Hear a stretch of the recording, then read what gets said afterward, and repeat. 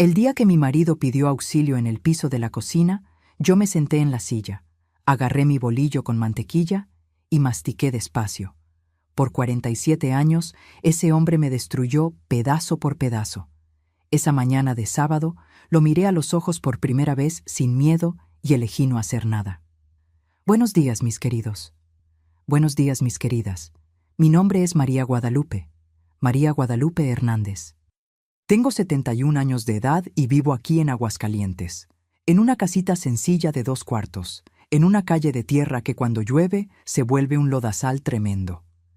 En este exacto momento, mientras platico con ustedes, estoy aquí en mi cocina, sentada en esta mesita con cubierta de formica blanca y sillas de plástico, preparando mi bolillo casero que amaso toda la semana, el olor a levadura llenando toda la casa.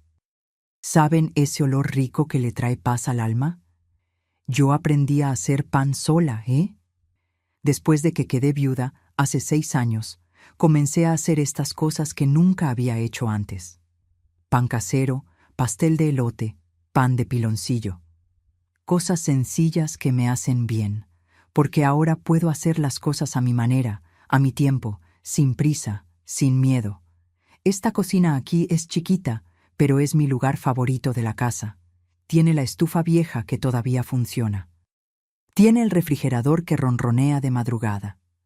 Tiene esta mesita donde tomo mi cafecito todas las mañanas, mirando por la ventana. Ventana sin reja, ¿eh? Porque reja es cosa de prisión. Y yo ya no soy prisionera de nada, ni de nadie. Vivo sola, solo yo y Dios. Tengo 2 hijos, pero no vienen para acá. Llaman en Navidad. Yo no contesto. Prefiero así. La soledad elegida es mejor que la compañía que duele. ¿Saben cómo es? Y antes de continuar contando mi historia, quería hacerles un pedido especial a ustedes que me están escuchando ahora. Cuéntenme aquí en los comentarios de qué pueblito me están viendo y a qué hora del día encontraron este video. De mañanita con el cafecito calientito, después de la comida o ya de tardecita, cuando el sol se está metiendo. Yo leo cada comentario, cada uno. Y me pone muy feliz saber de dónde son ustedes y cuándo paran un ratito del día para escuchar a esta abuelita. Cuéntenme, ¿sale? Vamos a hacer una cadena de cariño aquí en los comentarios. Y si todavía no se han suscrito al canal Memorias de las Abuelas, denle clic a ese botoncito rojo de suscribirse y a la campanita también para que no se pierdan ninguna historia, porque tengo muchas cosas que contar todavía. Historias que necesitan ser escuchadas. No es por los likes, no. Es porque estas historias pueden ayudar a alguien que está pasando por lo que yo pasé. Y si está ayudando, ya vale cada lágrima que derramo contando. Hoy vine aquí a hablar con ustedes sobre algo pesado, mis queridos. Algo que cargué guardado en el pecho por demasiado tiempo. Es sobre los 47 años que viví casada con un hombre que por fuera era trabajador, derecho, respetado, pero que dentro de casa era un monstruo. Un monstruo que me destruyó de todas las maneras que un ser humano puede destruir a otro. Y sobre el día que él cayó en el piso de mi cocina pidiendo auxilio. Y yo me senté, agarré mi bolillo y mastiqué despacio. Sé que parece cosa de película, ¿verdad? Pero no es, no. Es mi vida, y necesito contarla, porque guardar esto dentro de mí, por más tiempo, me iba a matar por dentro. Así que respiren hondo ahí, agarren su cafecito y vengan conmigo en este viaje. Prometo que al final hay luz, porque estoy viva, estoy aquí y estoy en paz. Yo nací aquí mismo en Aguascalientes en 1954, en una casita de adobe a la orilla del río. ¿Saben que en ese tiempo la ciudad era mucho más chica? Todo mundo conocía a todo mundo. Mi papá se llamaba Olivario, mi mamá era Genoveva. Trabajaban en el campo, en la tierra de otros. Medieros, como decían, plantaban maíz, frijol, calabaza. Vida dura, pero honesta. Éramos 7 hermanos, yo era la cuarta. 3 hermanos mayores, Valdemar, Lindolfo y Nadia. Y 3 más chicos, Zenaida, Teodoro y la pequeña Hortensia. Casa llena, ruido todo el día, todos durmiendo en el mismo cuarto, colchón en el piso, cobija compartida. Pero era bueno, ¿saben? Había amor, Había risas, había comida en la mesa, aunque fuera solo frijoles con tortillas. Mi mamá era una mujer muy buena. Genoveva María, que Dios la tenga. Flaquita, chiquita, pero fuerte como un roble. Se despertaba antes de que saliera el sol para hacer la comida. Lavaba ropa en el río, cuidaba de todos nosotros y todavía ayudaba a mi papá en el campo. Nunca se quejaba. Cantaba mientras trabajaba. Cantaba esas canciones antiguas de ronda, ¿saben? La víbora de la mar. Naranja dulce, limón partido. Su voz era finita, pero alegre. Me acuerdo del olor de ella, olor a jabón de pasta y hierbabuena. A veces, cuando hago pan aquí en casa, siento un olor parecido y parece que está aquí a mi lado. Mi papá era hombre serio, callado. No era de abrazos ni de palabras dulces, pero nunca le levantó la mano a mi mamá. Nunca. Eso puedo garantizarlo. Llegaba cansado del campo, se lavaba la cara en la palangana del patio, se sentaba a cenar y agradecía la comida todos los días. Gracias, Genoveva, por la comida. Todos los días la misma frase. Mi mamá sonreía. Yo crecí pensando que todo matrimonio era así. Respeto, cansancio, pero respeto. No teníamos casi nada. La ropa se pasaba de hermano a hermano. Zapatos eran lujo. Solo usábamos zapatos para ir a misa los domingos. El resto de la semana era puro pie descalzo. Mis pies tienen callos hasta hoy de las piedras del camino. Juguetes, los hacíamos. Muñeca de hoja de maíz, carrito de lata, pelotita de calcetín viejo. Y jugábamos en la calle hasta que oscureciera. Escondidillas, la roña, quemados. Cuando llovía, corríamos encuerados debajo de la lluvia. Mi mamá gritaba: «Niños, se van a resfriar». Nosotros hacíamos como que no oíamos. Yo iba a la escuela de mañana. Escuelita rural, un salón solo, maestra para todos los grados. Doña Quiteria, flaquita, brava, pero justa. Enseñaba a leer, escribir, hacer cuentas. Me gustaba estudiar. Era buena para las matemáticas. Quería ser maestra cuando creciera. Mi mamá decía: «Estudia, Lupita, estudia, que es la única manera de que tengas una vida mejor». Estudié hasta los 14 años. Ahí tuve que parar. Necesitaba ayudar en casa. Mis hermanos mayores ya habían salido a trabajar fuera y yo era la mayor que quedaba. Comencé a trabajar de costurera en un taller chiquito aquí de Aguascalientes mismo.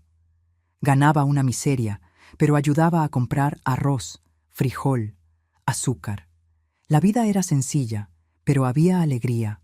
El domingo era día de misa.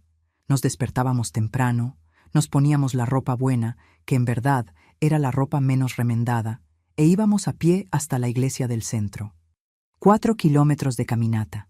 Después de la misa, había tianguis en la plaza. Mi papá nos compraba piloncillo.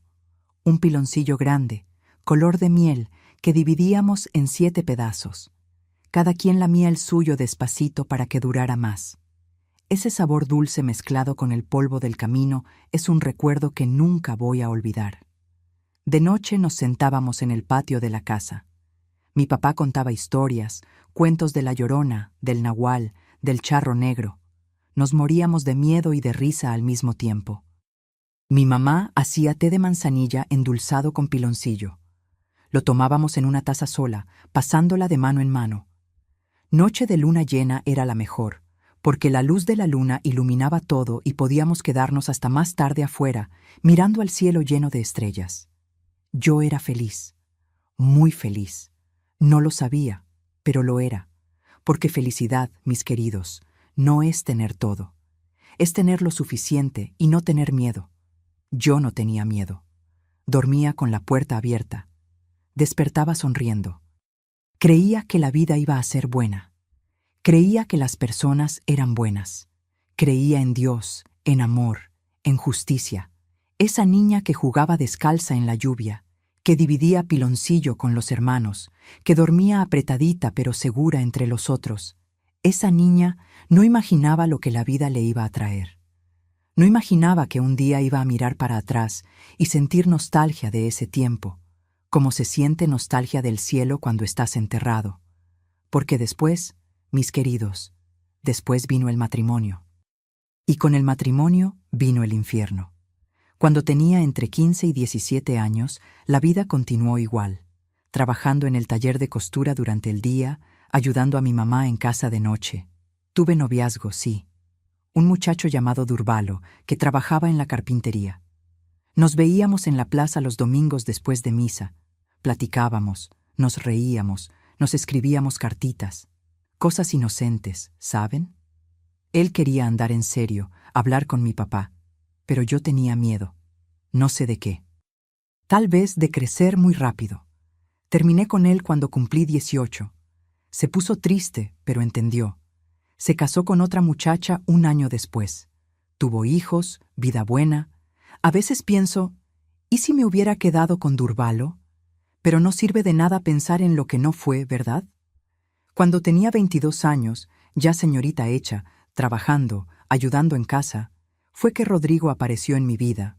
Apareció por doña Marlene, vecina de mi mamá. Vino un domingo a tomar café en la casa y dijo: Genoveva, conozco a un muchacho bueno, trabajador, que está buscando esposa. Albañil, gana bien, tiene casa propia, se llama Rodrigo. ¿Será que Lupita no quiere conocerlo? Mi mamá me miró con esa mirada de esperanza. Yo tenía 22 años. En esa época, eso ya se consideraba tarde para casarse. Las muchachas se casaban a los 18, 19. Yo ya me estaba quedando para vestir santos, como decían. Y no quería ser carga para mi papá y mi mamá el resto de mi vida. Entonces dije, está bien, puede hacer la cita. Conocí a Rodrigo una tarde de domingo en la casa de doña Marlene. Era un hombre grande, alto, fuerte, manos gruesas de quien trabaja pesado. Moreno, cabello negro, ojos oscuros. No era guapo, pero tampoco era feo. Era serio, hablaba poco. Se sentó en la silla, tomó café, respondió a las preguntas de mi papá. Trabajo de albañil, tengo casa propia, no tomo, no fumo. Quiero casarme, formar familia. Listo, estaba decidido. Noviamos 3 meses. 3 meses de visita en mi casa los domingos. Él se sentaba en la sala, platicaba con mi papá sobre fútbol y política. Yo me quedaba en la cocina ayudando a mi mamá. Casi no hablábamos. Él no era de plática. No preguntaba qué me gustaba, qué soñaba. No preguntaba nada. Pero yo pensaba que era forma de hombre serio, hombre trabajador. Mi mamá decía, Lupita, cásate con él, vas a estar asegurada. ¿Asegurada? Yo no sabía qué tipo de seguro era ese. Me casé en marzo de 1976, yo con 22 años, él con 27. Fue en la parroquia del centro, misa de mañana temprano, pocos invitados. Usé vestido prestado de la prima de doña Marlene. Blanco, sencillo, un poco grande. El pastel fue de panadería. Mi papá pagó. Después de la misa hubo una comida sencilla en casa de mis papás. Arroz, frijoles, pollo, tortillas. A las 3 de la tarde, Rodrigo me llevó a su casa. Casa nuestra ahora. Una casita de 2 cuartos en una calle de tierra, barrio pobre. Pero era nuestra. O de él, en realidad, porque siempre dejó claro que era de él. La primera semana fue normal. Yo limpiaba la casa, cocinaba, lavaba ropa. Él salía temprano al trabajo y volvía de noche. Cenaba, se bañaba, se acostaba. No platicaba mucho. Yo lo encontraba raro, pero no decía nada. Pensaba que así era. El matrimonio era trabajo, no era diversión. En la segunda semana, quemé el arroz. Fue sin querer. Olvidé la lumbre alta. El arroz se pegó al fondo de la olla. Quedó ese olor a quemado en toda la casa. Cuando él llegó y se sentó a cenar, puse el plato frente a él. Miró, olió, se levantó despacio de la silla, fue a la estufa, agarró la olla todavía caliente, no sé ni cómo no se quemó la mano, y la aventó al piso de la cocina. El ruido fue fuerte, el arroz se regó por todo el piso. Me miró con esa mirada vacía, fría, y dijo, «Hazlo de nuevo, bien». Me quedé parada, paralizada. Repitió más fuerte, «Hazlo de nuevo». Comencé a temblar. Agarré otra olla, hice otro arroz, las manos temblando tanto que derramé agua. Él se quedó sentado en la silla mirándome. No ayudó a limpiar el piso. No pidió perdón por haberme asustado. Solo se quedó ahí esperando que el arroz nuevo estuviera listo. Cuando estuvo listo, comió en silencio. Terminó, se levantó, se fue al cuarto. Yo limpié la cocina sola, llorando bajito. Pensé, fue solo nervios, va a pasar. No pasó. En el primer mes de casada me pegó por primera vez. Fue porque le respondí. Se quejó de que la comida estaba sin sal. Yo dije, pues podías haber dicho antes de que sirviera. Y levantó la mano y me dio una cachetada en la boca. No fue cachetada de juego, no, fue cachetada de verdad. Mi labio se hinchó al instante, empezó a sangrar. Llevé la mano a la boca, lo miré sin creerlo. Dijo con calma, no le respondas a tu marido. Fui al baño, cerré con llave, lloré. Me miré en el espejo. Vi el labio hinchado, la sangre escurriendo. Y pensé, me voy a regresar a casa de mi mamá. Pero cuando salí del baño, él estaba en la puerta, recargado en la pared, mirándome. Dijo, no llores, porque si lloras, te pego más. Tragué el llanto, me limpié la cara, volví a la cocina, lavé los trastes, me fui a dormir. Él durmió a mi lado como si nada hubiera pasado. Roncó. Yo me quedé despierta toda la noche, mirando al techo, sintiendo el sabor de sangre en la boca. Y así fue como empezó. No empezó con golpes fuertes.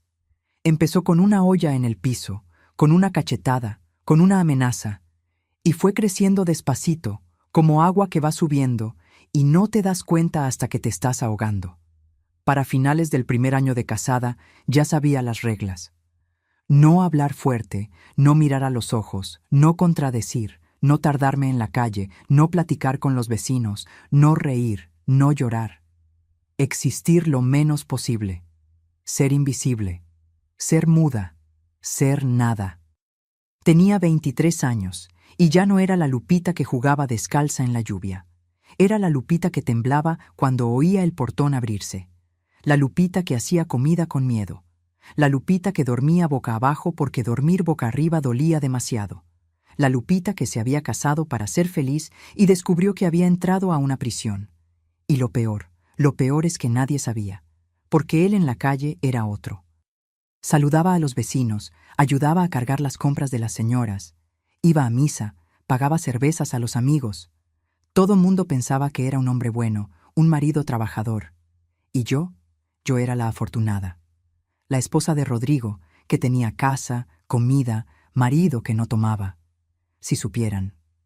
Los años siguientes fueron una bajada al infierno, despacio, pero constante, como cuando estás en un hoyo y la tierra va cayendo poquito a poco hasta que miras para arriba y ya no ves luz. Rodrigo pegaba con método, sabía dónde pegar. Nunca más en la cara después de esa primera cachetada, porque la cara la gente la ve. Pegaba en la espalda, en las costillas, en la panza, en los muslos, lugares que la ropa cubre. Aprendí a usar blusa de manga larga todo el año, hasta en el calor de mayo. Las vecinas preguntaban, «Lupita, ¿no tienes calor?» Yo decía que tenía alergia al sol. Me creían. Él tenía un cinturón de cuero grueso, café, con hebilla de metal pesada. Colgaba detrás de la puerta del cuarto. Yo miraba ese cinturón todos los días y temblaba, porque cuando oía el ruido de la hebilla, sabía lo que venía. No importaba el motivo. A veces era porque la comida estaba sin sabor. A veces porque me tardé en el mercado. A veces porque simplemente estaba de mal humor. Él sacaba el cinturón despacio, mirándome, y sonreía. Una sonrisita en la esquina de la boca. Porque le gustaba ver el miedo en mis ojos. El miedo era la parte que más le gustaba. Se quedaba ahí sosteniendo el cinturón, doblándolo despacio, pasando la mano por el cuero. Hacía todo lento a propósito. A veces tardaba 5 o 10 minutos solo mirándome, viéndome temblar, viéndome sudar frío, viendo mi cuerpo entero prepararse para lo que venía. Y cuanto más temblaba yo, más sonreía él. «¿Sabes por qué, verdad?», decía. Y yo siempre sabía. Siempre había un motivo. Un plato mal lavado, una toalla mal doblada, una mirada que él encontró rara, un suspiro que interpretó como falta de respeto. Todo era motivo. Todo. Yo intentaba protegerme. Ponía el brazo enfrente, me volteaba, me encogía. No servía de nada. El cuero cortaba, dejaba la marca. Ronchas rojas que después se ponían moradas, después amarillentas, después desaparecían. Pero siempre había marca nueva antes de que la vieja desapareciera. Mi cuerpo era un mapa de dolor, un calendario de sufrimiento. Podía saber qué día de la semana era solo mirando las marcas. Lunes, espalda. Miércoles, brazos. Sábado, piernas. No gritaba porque si gritaba pegaba más. Aprendí eso la primera vez que grité. Se detuvo, me miró y dijo, ¿gritaste? Entonces toma 3 más. Y dio 3 más fuertes. Entonces aprendí. Mordía el labio, mordía hasta sangrar. Tragaba el grito, tragaba el dolor, tragaba todo. Me concentraba en respirar, solo respirar. 1, 2, 3, inhalo. 1, 2, 3, exhalo. Contar ayudaba. Hacía pasar el tiempo. Hacía parecer que tenía control de algo, aunque fuera solo del conteo. Pero los golpes no eran lo peor. No era. Sé que parece imposible, pero no era. Lo peor era de noche. De noche él exigía. No pedía. No preguntaba si estaba cansada, si estaba enferma, si estaba adolorida de los golpes que él mismo había dado horas antes. No importaba. Llegaba a la cama, jalaba la cobija y hacía lo que quería, del modo que quería. Y el modo que él quería era siempre el que más dolía, el que más humillaba. Como si no fuera suficiente pegarme. Necesitaba destruirme de todas las formas posibles. Había cosas que hacía que no puedo describir. Ni hoy, ni para ustedes, ni para mí misma cuando estoy sola pensando. Solo puedo decir que había noches que eran tan malas, tan dolorosas, tan humillantes, que mordía la almohada para no gritar. Mordía hasta que mi boca se llenaba de plumas, hasta no poder respirar bien, porque si gritaba se ponía más violento. Entonces me quedaba callada, lo dejaba hacer, esperaba que terminara, y rezaba. Rezaba para que Dios me llevara, porque morir parecía mejor que vivir aquello. Rezaba, Señor, si va a ser así, llévame. Llévame hoy, ahora, por favor. Pero Dios no me llevaba. Dios me dejaba ahí noche tras noche, año tras año. Había noches que hacía que lo mirara a los ojos, que viera su cara, que viera el dolor. Decía, mírame, mírame. Y yo tenía que mirar. Tenía que ver esos ojos vacíos, esa sonrisa de esquina de boca, esa satisfacción mórbida. Le gustaba verme sufrir. No era solo deseo, era crueldad, era maldad pura. Era como si cada lágrima mía alimentara algo podrido dentro de él. Después se levantaba, iba al baño, se lavaba la cara. A veces hasta silbaba. Volvía y dormía de espaldas a mí, como si nada hubiera pasado, como si no acabara de destruirme. En 5 minutos estaba roncando. Ese ronquido alto, irritante, que llenaba todo el cuarto. Y yo me quedaba despierta en la oscuridad, mirando al techo, contando las grietas. Había 23 grietas en el techo del cuarto. Las sabía de memoria. Sintiendo el cuerpo doler en lugares que no se le pueden mostrar al doctor, lugares que no tienen nombre, dolor que no tiene remedio, pensando, mañana me voy. Todos los días pensaba eso, mañana me voy, pero mañana llegaba y no me iba, porque no tenía a dónde ir, porque él controlaba todo, la llave de la casa, el dinero. Mis documentos estaban guardados con llave en un cajón del que solo él tenía la llave. No tenía ni un peso, no podía agarrar el camión, no podía llamar a nadie, ni teléfono teníamos en esa época. Y aunque saliera corriendo, ¿a dónde iba? ¿Regresar a casa de mis papás y admitir que el matrimonio fue un error? En esa época, mis queridos, mujer separada estaba mal vista. Era vergüenza para la familia. Mi papá iba a tener que aguantar los comentarios. Mi mamá iba a llorar. ¿En qué me equivoqué? No podía hacerles eso. Entonces me quedaba. Y moría un poquito cada día. Cuando tenía 25 años, nació Carlos. Pensé que iba a cambiar, que iba a tener vergüenza de lastimarme frente al bebé. Tuve al bebé en casa mismo, con partera, parto normal, doloroso, pero ni se compara con el dolor que ya conocía. Cuando puse a Carlos en mis brazos, miré a ese ser chiquito y pensé, ahora va a cambiar. Ahora va a ser diferente. Un padre no hace esto frente a su hijo. No cambió. La primera vez que Rodrigo me pegó frente a Carlos, el niño tenía como 3 añitos. Estaba sentado en el piso de la sala, jugando con unos trastes de plástico. Yo me había tardado en el mercado, fila larga en la carnicería, y la comida se atrasó. Rodrigo llegó con hambre. No quiso ni saber. Agarró el plato que acababa de servir y lo aventó contra la pared. Los trastes se rompieron. La comida escurrió por la pared. Llego a mi casa y no hay comida lista. Intenté explicar. Rodrigo, la fila estaba larguísima. No me dio tiempo. Me dio una cachetada al lado de la cabeza. De esas que hacen zumbar los oídos. Me caí. Me golpeé la rodilla en el piso. Carlos empezó a llorar. Lloraba desesperado. Ese llanto de niño con miedo. Mami, mami. Rodrigo miró al niño y ¿saben qué hizo? Agarró al niño del brazo, lo levantó del piso, se acercó a su carita y le dijo, deja de llorar. Los hombres no lloran. Tu mamá lo merecía. No hizo su obligación. El niño se tragó el llanto. Miró hacia mí. Miró al papá y dejó de llorar. Así, de repente. Con 3 años de edad ya había aprendido que llorar estaba mal, que sentir estaba mal, y nunca más lloró al ver a su mamá recibir golpes. Se acostumbró. 3 años después nació José. Lo mismo. Los dos crecieron viendo. Al principio se quedaban callados, se escondían en el cuarto cuando el papá empezaba a gritar. Después se fueron volviendo indiferentes. Veían televisión mientras yo recibía golpes en la cocina.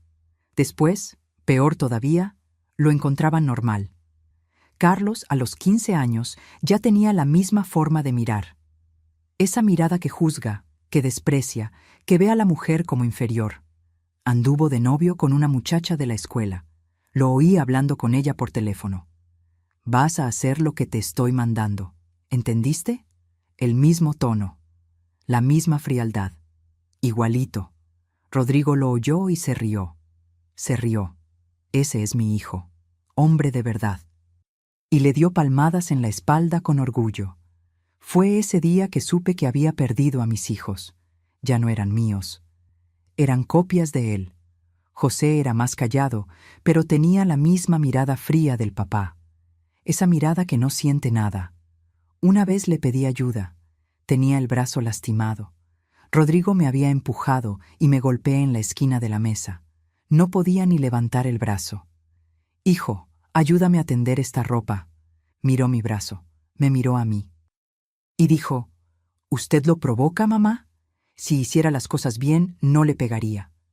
Yo, que hacía todo bien, que vivía en puntas de pie para no irritarlo, que no miraba para ningún lado, que no reía, que no lloraba, que no existía, yo provocaba. Con 20 y tantos años de matrimonio, recibiendo golpes desde el primer mes, y mi propio hijo diciendo que yo provocaba. Fue ese día que algo dentro de mí murió. No fue esperanza. Esa ya había muerto hace tiempo. Fue la última gota de amor. El último rastro de ganas de luchar. Porque si hasta mis hijos pensaban que lo merecía, entonces tal vez sí lo merecía. Tal vez yo era el problema. Tal vez yo era todo lo que él decía.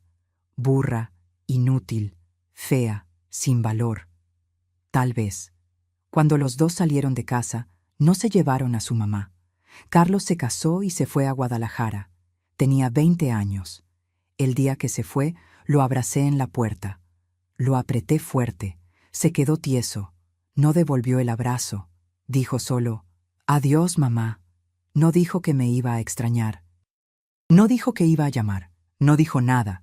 Se subió al carro de la esposa, una muchacha que apenas conocía, y se fue.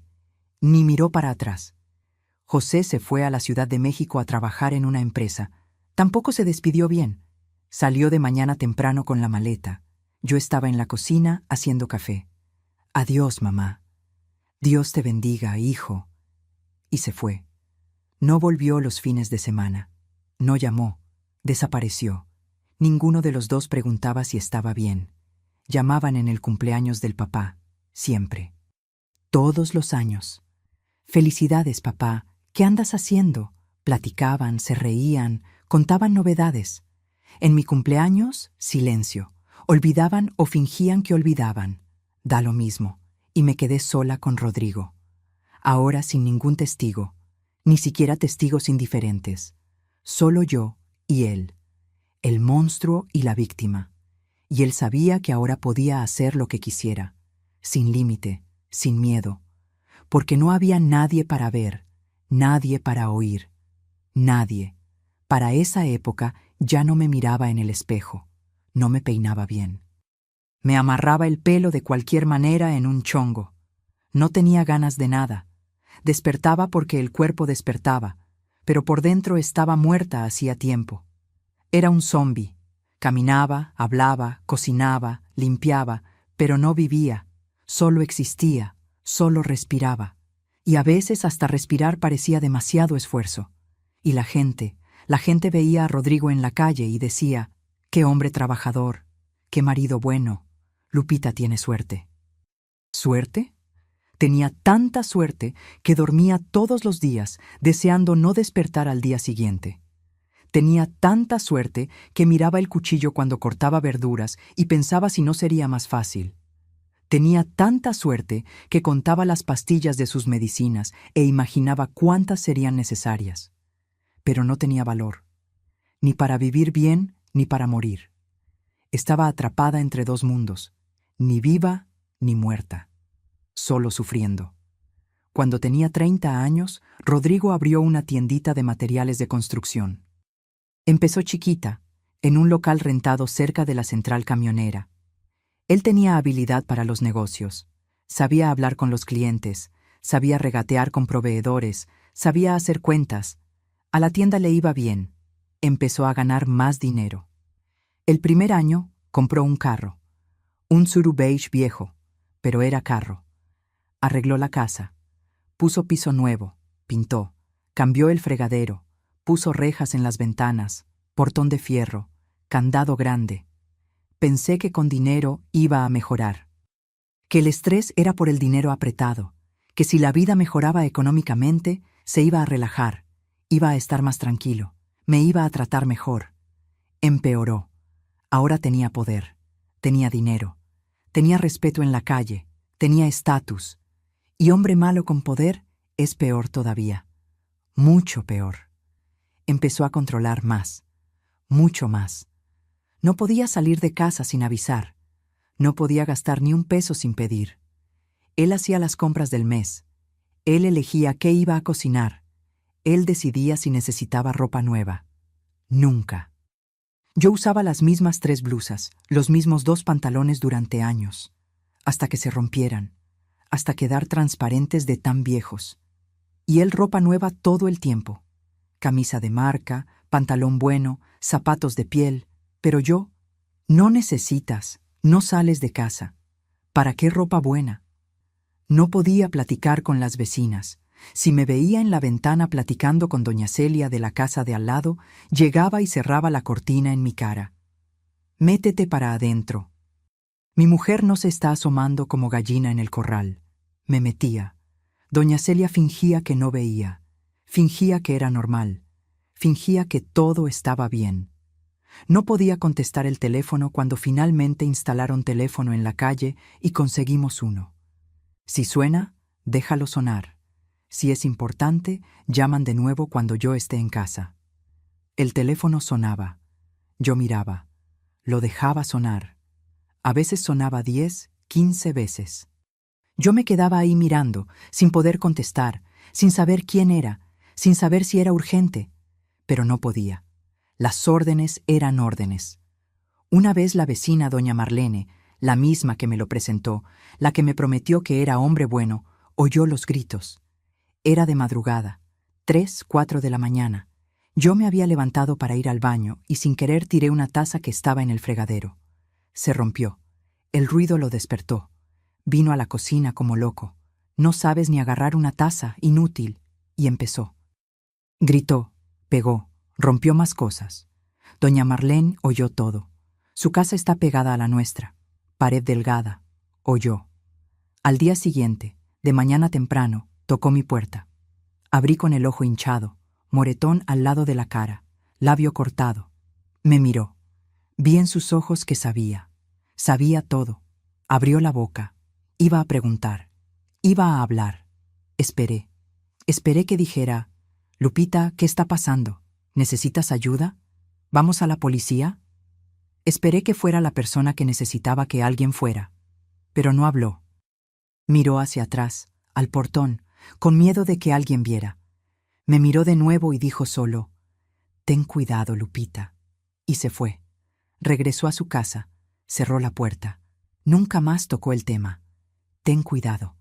Como si pudiera evitarlo, como si tuviera opción, como si cuidado fuera suficiente para protegerse de un hombre que te odia. Me quedé ahí en la puerta, viéndola irse, y entendí. Entendí que no iba a haber ayuda, que nadie iba a hacer nada, que todos sabían y a nadie le importaba. Porque era problema de pareja, porque entre marido y mujer nadie se debe meter. ¿Por qué? Porque la sociedad entera había decidido que no valía la pena. Los muchachos crecieron, se volvieron adolescentes, se volvieron adultos, y en cada fase se parecían más al papá. En la adolescencia, Carlos ya tenía la misma forma de mirar, esa mirada que juzga, que desprecia, que ve a la mujer como inferior. Anduvo de novio con una muchacha de la escuela. Lo oí hablando con ella por teléfono. Vas a hacer lo que te estoy mandando, ¿entendiste? El mismo tono, la misma frialdad, igualito. Rodrigo lo oyó y se rió. Ese es mi hijo, hombre de verdad, y le dio palmadas en la espalda con orgullo. Yo trabajaba en casa. Qué trabajadera, mis queridos. Despertaba a las 5 de la mañana, hacía café para Rodrigo, café fuerte, sin azúcar como le gustaba. Preparaba su lonchera, arroz, frijoles, carne, ensalada, todo separadito. Reclamaba si se mezclaba. Lavaba ropa a mano, en la tina, tallando hasta que las manos quedaban rojas, cuarteadas. Tendía en el tendedero, planchaba todo, hasta los calzones, hasta los calcetines, porque él exigía. Ropa arrugada es descuido. Limpiaba la casa todos los días. Barría, trapeaba, sacudía, limpiaba el baño, organizaba todo, todo en su lugar. Porque si había algo fuera de lugar, él lo veía. Siempre lo veía. Esto estaba aquí ayer. No servía de nada mentir. Sabía. Entonces todo tenía que estar siempre en el lugar correcto. Cocinaba. Comida y cena. Todos los días. Comida a tiempo. A la temperatura correcta. En el punto correcto. Arroz suelto. Frijoles en su punto. Carne suave. Ensalada fresca. Porque si fallaba en algo, una cosita que fuera, lo tiraba. Lo tiraba a la basura frente a mí. ¿Crees que soy basurero para comer esta porquería? Y tenía que hacer de nuevo. Con hambre, con sueño, con dolor. No importaba. Tenía que hacerlo. Y de noche era lo que era. Todos los días. Sin excepción, sin descanso. Ni cuando estaba enferma.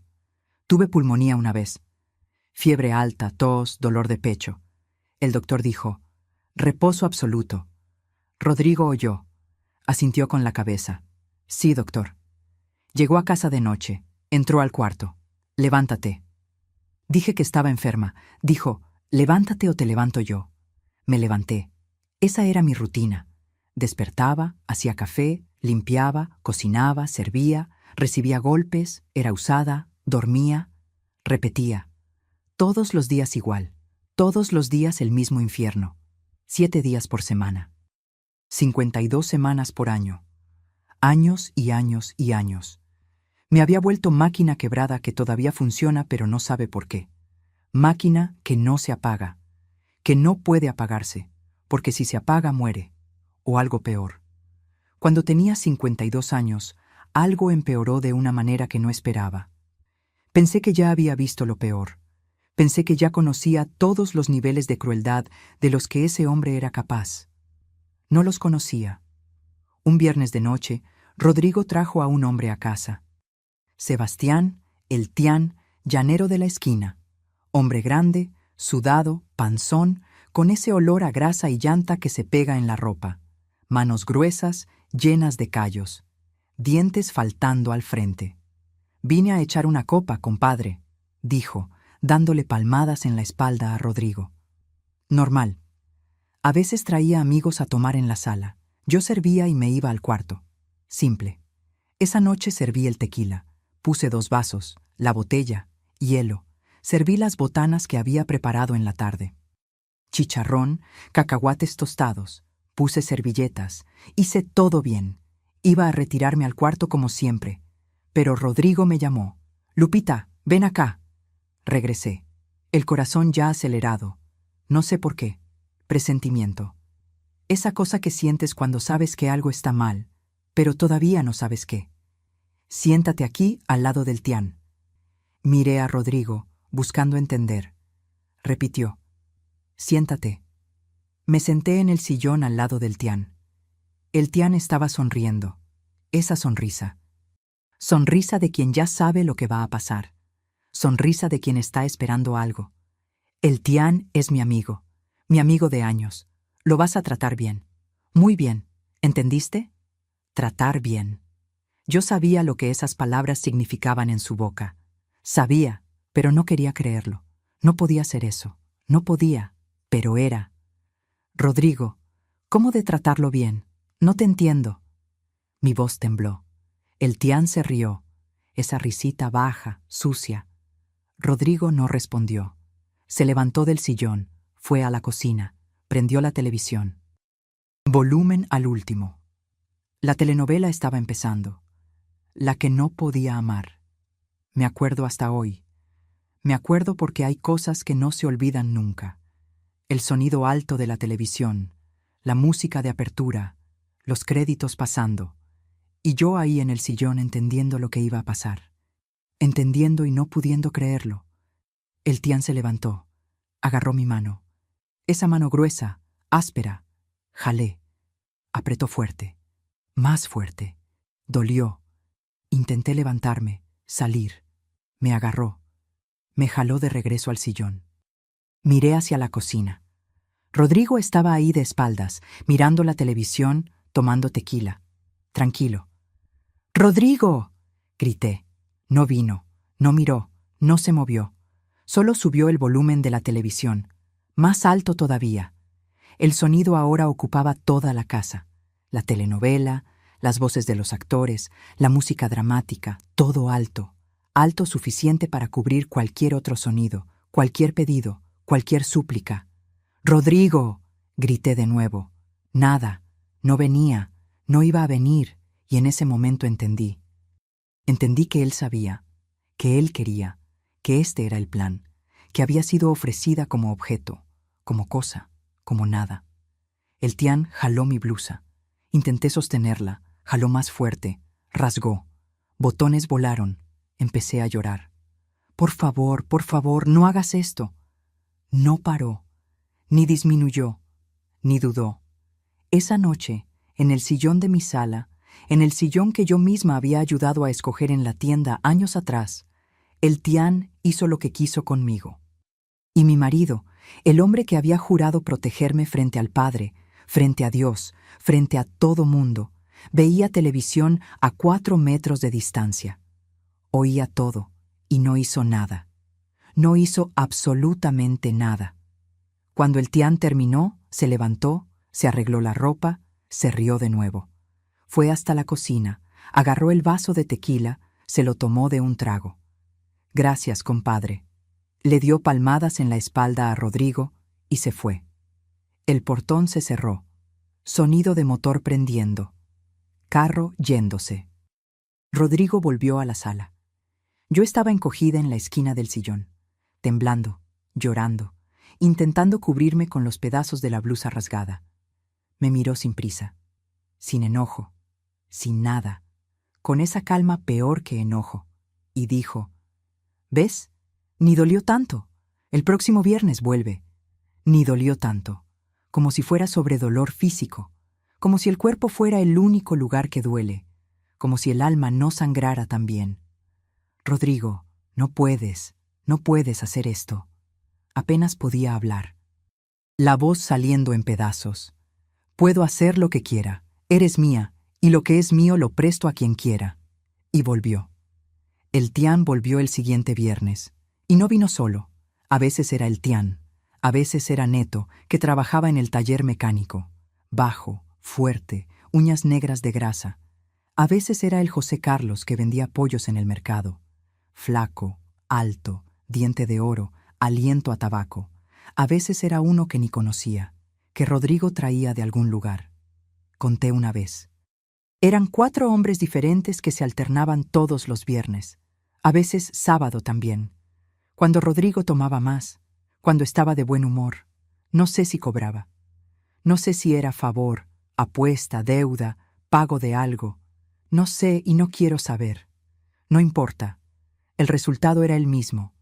Todos los viernes, cuando oía el portón abrirse después de la cena, cuando oía las voces de los hombres, mi cuerpo se paralizaba. Se paralizaba como animal que sabe que va al matadero. Corazón acelerado, manos sudando, piernas temblando, estómago revolviéndose. ¿Y Rodrigo? Rodrigo siempre hacía lo mismo. Prendía la televisión, volumen al último. Se iba a la cocina o al cuarto. Se quedaba lo suficientemente lejos para no participar, pero lo suficientemente cerca para oír, porque quería oír. Era parte. El volumen siempre alto, el ruido de la telenovela, del noticiero, de la película, mezclado con lo que pasaba en la sala. Hombres que en la calle me saludaban. «Buenos días, doña Lupita». Sonrisa gentil, sombrero en la mano, respeto de fachada. De noche hacían lo que hacían, y al otro día pasaban por mí en la calle como si nada hubiera pasado, como si yo fuera simplemente la esposa de Rodrigo, la doña Lupita respetable, la esposa del dueño de la tienda. Una vez, solo una vez, el padre nuevo pasó por la calle mientras el Tian salía de mi casa. Viernes, 9 de la noche. El padre saludó. «Buenas noches, Sebastián». El Tian respondió: «Buenas noches, padre. Dios lo bendiga». Y siguió. El padre también. Nadie sospechó nada. O sospecharon y no quisieron saber. Da lo mismo. Intenté escapar una vez, solo una vez. Tenía 55 años. Ya aguantaba aquello hacía 3 años. 3 años de ese infierno nuevo sumado a los 30 años del infierno viejo. Ya no podía más, no podía más. Iba a enloquecer o morir, o los dos. Esperé que Rodrigo saliera a la tienda. Era martes, día de mucho movimiento. Siempre se quedaba hasta tarde. Agarré una bolsa de tela. Puse una muda de ropa. Un pantalón, una blusa, una ropa interior, nada más. No tenía nada más que fuera mío. No tenía foto, no tenía recuerdo, no tenía nada que quisiera llevar de esa casa. Solo el cuerpo, si es que todavía era mío. Fui a la central de camiones, a pie. 4 kilómetros bajo el sol. Llegando, fui a la taquilla. «Un boleto a Oaxaca, por favor». Oaxaca, ciudad donde vivía una prima mía, Odette, que no veía hacía años, desde la adolescencia. No sabía ni si todavía vivía ahí. No tenía su teléfono. No tenía su dirección. Solo sabía que se había casado y se fue a vivir a Oaxaca. Era un tiro al aire. Pero era lo único que tenía. La muchacha de la taquilla me miró. Miró bien, como se mira a quien está escapando. Vendió el boleto. Lo agarré. Me senté en una banca de plástico naranja en la sala de espera. El camión saldría en 40 minutos. Miré el reloj en la pared. Cada minuto parecía hora. Cada segundo una eternidad. Mi corazón latía tan fuerte que estaba segura de que todos ahí lo oían. Tum, tum, tum, tum, tum. Por primera vez en décadas, sentí algo parecido a esperanza. Esperanza de que podía salir de ahí, de que podía recomenzar, de que tal vez, solo tal vez, Todavía daba tiempo de tener una vida. Alguna vida. Cualquier vida que fuera mejor que aquello. El camión estaba llegando. Ya me estaba levantando, agarrando la bolsa, caminando hacia la puerta. 5 minutos más. Solo 5 minutos más y me iba. Iba a ir lejos. Iba a ser libre. Entonces sentí la mano en mi hombro. Esa mano pesada, fuerte, conocida. El mundo se detuvo. Todo se detuvo. Me volteé despacio. Era él, Rodrigo, ahí en la central de camiones, encontrándome. Vámonos. Solo eso, solo esas 2 palabras, dichas bajo, tranquilo, pero con ese tono que no aceita un no. ¿Cómo? ¿Cómo supiste? Apenas salió la pregunta. No respondió. Agarró mi bolsa, agarró mi brazo, me llevó hasta el carro, abrió la puerta. Súbete. Me subí. Me subí porque sabía. Sabía que si resistía ahí frente a todos, iba a ser peor, mucho peor. Entonces me subí. Me senté. Me puse el cinturón como si fuera paseo normal, como si no estuviera pasando nada. Manejó en silencio. No habló nada en todo el camino. Yo tampoco. Miraba por la ventana, viendo la ciudad pasar, viendo la central quedarse atrás, viendo mi última oportunidad de libertad desaparecer junto con el paisaje. Después supe. La muchacha de la taquilla le había llamado. Lo conocía de la tienda. Cliente antigua. Señor Rodrigo, su esposa está aquí comprando boleto a Oaxaca. Pueblo chico. Todo mundo conoce a todo mundo. Todo mundo vigila a todo mundo. Todo mundo entrega a todo mundo. No hay privacidad, no hay secreto, no hay salida. Llegamos a casa. Estacionó. Apagó el carro. Se quedó ahí mirando al frente, manos en el volante, respirando hondo. Esa respiración que conocía, que temía, respiración que viene antes de la tormenta. Entra a la casa. Entré. Cerró con llave. Sacó la llave. La guardó en el bolsillo. Fue al cuarto, abrió el closet, sacó el cinturón, pero esta vez no era el cinturón de cuero. Era otro, uno que nunca había visto, más grueso, más pesado, con tachuelas de metal en la parte de atrás de la hebilla. No voy a describir. No puedo. Solo voy a decir que me quedé 3 días sin poder levantarme de la cama. 3 días acostada, gimiendo de dolor, sin poder moverme. No me llevó al doctor. No trajo medicina. No hizo nada. Solo decía cuando pasaba por el cuarto: si alguien pregunta, te caíste de las escaleras. El siguiente viernes trajo 5 hombres, no 4. 5. No conocía a 2 de ellos. Nunca los había visto en mi vida. Para que aprendas, dijo, que de aquí no sales nunca. La única salida es en cajón. Esa noche no tiene descripción, no tiene palabra. Fue la noche más larga de mi vida. Cuando el quinto se fue, cuando la casa finalmente quedó en silencio, me arrastré hasta el baño.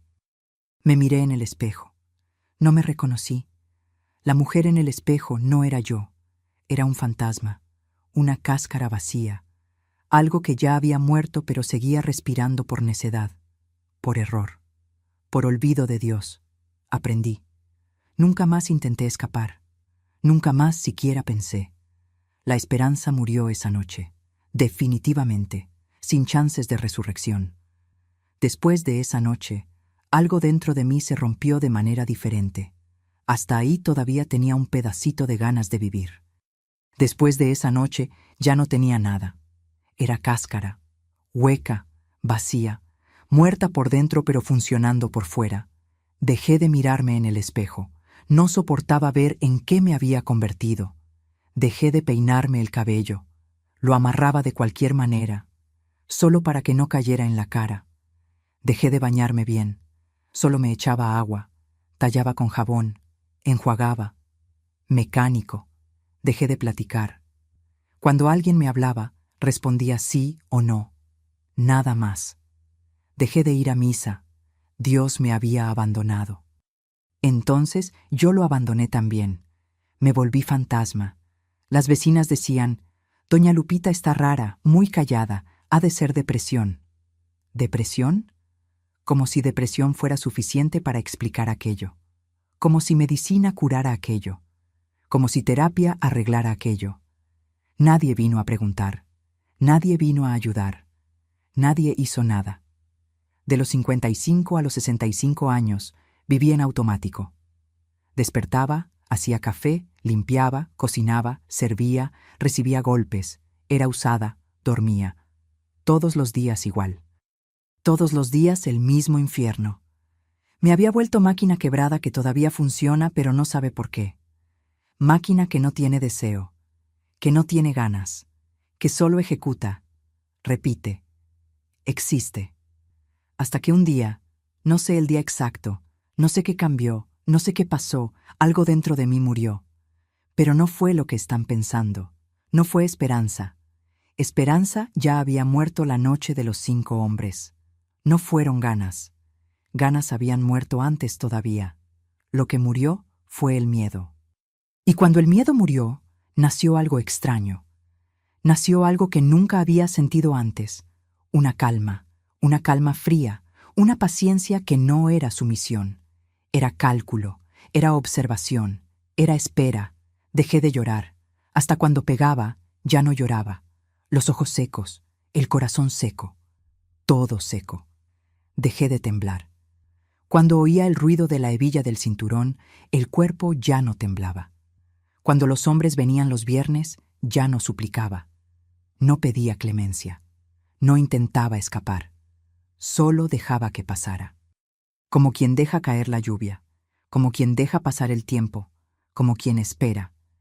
Por fuera seguía igual, callada, obediente, invisible, pero por dentro algo había cambiado, algo fundamental. Había dejado de ser víctima. Me había vuelto otra cosa.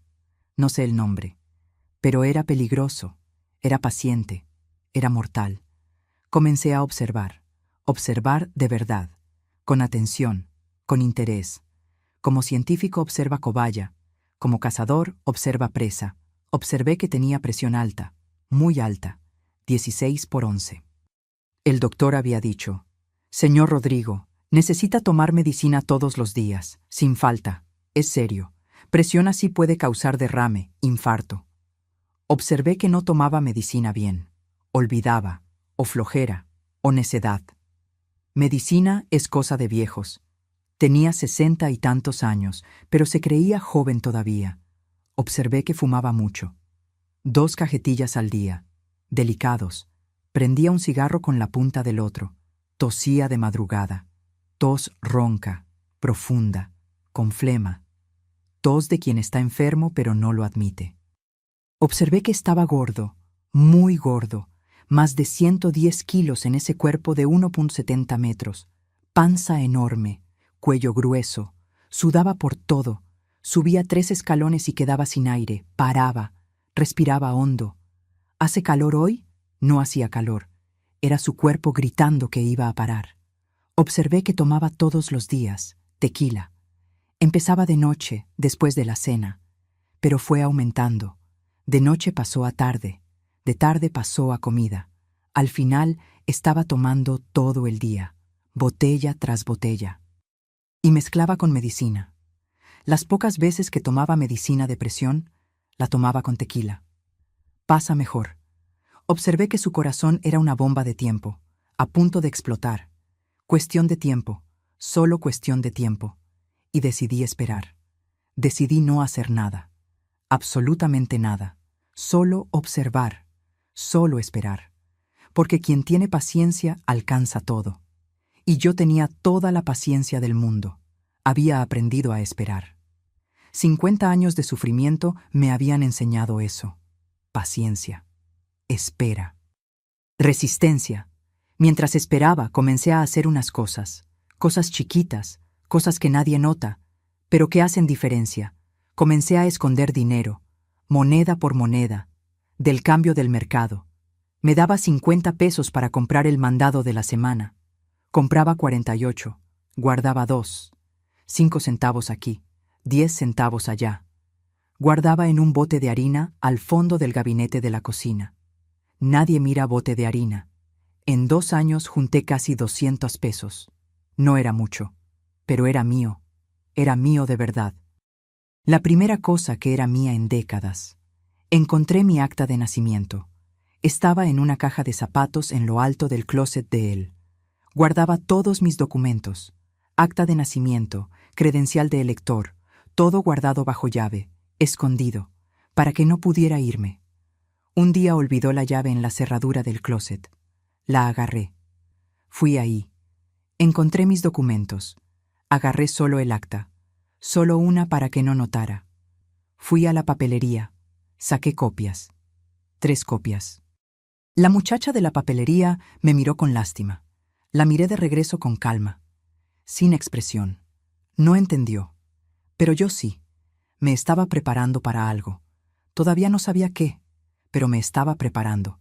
Y dejé de recordarle la medicina de presión. Antes me quedaba encima. Rodrigo, la medicina. Todos los días, religiosamente, porque tenía miedo de que muriera, miedo de quedar viuda, miedo de no saber sobrevivir sola. Ahora ya no tenía miedo. Entonces paré. Olvidaba todos los días. Si preguntaba, lo cual era raro, decía, «Ay, se me olvidó, perdón». Gruñía, pero no tomaba. Nunca tomaba. Iba posponiendo. Luego la tomo. Nunca la tomaba. Yo no lo estaba matando. No lo estaba envenenando. No lo estaba apuñalando. No estaba haciendo nada activo. Solo estaba dejando que la naturaleza siguiera su curso. Solo estaba dejando de cuidar. Hay diferencia. Por lo menos es lo que me digo a mí misma cuando pienso en eso. Hay diferencia. El último viernes antes del día, Rodrigo trajo al Tian de nuevo. Ya hacía como 6, 7 meses que no traía a nadie. Estaba más viejo. Tomaba menos. Los amigos venían menos. Pensé que había terminado. Pensé que por lo menos eso, por lo menos esa humillación específica había terminado. No había terminado. El Tian entró. Más viejo, más gordo, más feo. Pero la misma sonrisa. Esa sonrisa asquerosa que me daba náuseas solo de ver. «¿Qué onda, compadre? Hace tiempo, ¿eh?» Voz alta, risotada alta. Como si fuera visita normal, como si fuera amigo de verdad. Rodrigo se rió. Le dio palmadas en la espalda. «Hace tiempo. Ven, ven. Siéntate. Vamos a echarnos una». Prendió la televisión. Volumen alto. Fue a la cocina a buscar hielo. Todo igual. El procedimiento de siempre. La rutina macabra de siempre. Pero esa noche fue diferente para mí, porque no me fui lejos. No me fui al techo, al cielo, a ningún lugar, como hacía siempre. Me quedé despierta, presente, sintiendo todo. Porque quería acordarme. Quería que esa fuera la última vez. Y quería guardar cada segundo de coraje, cada segundo de odio, cada segundo de promesa de venganza, para usarlo después. Cuando el Tian se fue, finalmente, y Rodrigo se durmió, me quedé sentada en la cama, mirándolo. Lo miré por mucho tiempo, media hora, 40 minutos, 1 hora tal vez. Vi al hombre que destruyó todo, cada pedazo de mí, la juventud que no viví, la dignidad que no tuve, el cuerpo que no me perteneció, el alma que fue rota, pisoteada, destruida, los sueños que fueron muertos antes de nacer. Y pensé algo. Lo pensé con claridad total, con calma absoluta, con certeza inquebrantable. Si se pone mal, no voy a hacer nada. Nada. Voy a dejar. Voy a ver. Voy a esperar. No fue plan. No me senté a planear. No fue premeditado. Fue decisión simple, quieta, definitiva, como cuando decides que ya no vas a regar una planta. No matas la planta, solo dejas de cuidarla, y la planta muere sola. El día llegó un sábado de mañana, junio, frío. Ese frío seco de Aguascalientes, cielo limpio, sol brillando, pero sin calor. Desperté a las 5, como siempre, hice café fuerte, bien caliente, calenté bolillos de ayer, un poco duros, pero todavía servían. Puse mantequilla, puse la mesa para 2 tazas, 2 platos, 2 servilletas. Todo normal, todo igual a todos los otros días de los últimos 47 años. Rodrigo despertó quejándose. Se quejaba siempre. Era parte de la rutina. Pero esa mañana era diferente. Me estoy sintiendo mal. Dolor en el brazo izquierdo, dolor en el pecho, sudor frío escurriendo por la frente, por el cuello. Estaba pálido, color de ceniza, color de cemento mojado. Lo miré y reconocí. Ya había visto en la televisión. Ya había oído al doctor hablar. Ya sabía los síntomas. Infarto, el corazón cobrando, el cuerpo cobrando, la vida cobrando. No dije nada. Fingí que no vi. Seguí poniendo la mesa. Se sentó. Jaló la silla con dificultad. Se sentó pesado. Respiración corta, rápida. Agarró la taza de café, tomó un trago, hizo cara fea. Soltó la taza, llevó la mano al pecho. Lupita, me estoy sintiendo mal.